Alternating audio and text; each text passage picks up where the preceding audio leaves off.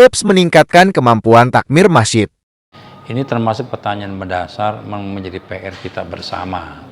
Tidak hanya Dewan Masjid, tapi kita semua yang peduli terhadap kemasjidan. Yang pertama adalah tentang bagaimana manajemen, manajerial masjid yang harus ada kita tata sebaik mungkin. Ini harus dipahami dari personal, ya takmir, DKM. Harus dipahami bagaimana mengatur sebuah organisasi masjid yang baik.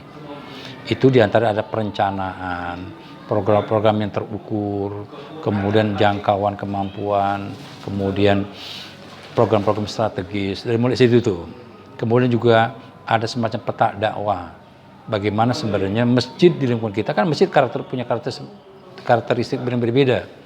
Ya, yang di perkotaan, yang di desa, di lingkungan perumahan, dan di perkantoran akan beda.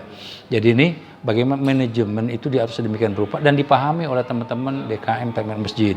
Dari sanalah program disusun. Kalau satu masjid itu punya potensi dari sisi pemberdayaan ekonomi, ya sudah selayaknya program yang dimunculkan juga banyak dari sisi itu. Jika di situ banyak pemudanya lebih didorong lagi dan seterusnya lah.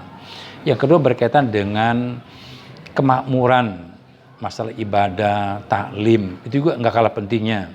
Karena banyak juga masjid yang kita rasakan bagus fisiknya, ya infrastrukturnya, tapi mohon maaf, jamaahnya, jamaah soal berjamaahnya, jamaah taklimnya, kemudian gerakan pemudanya itu agak sepi, agak kurang.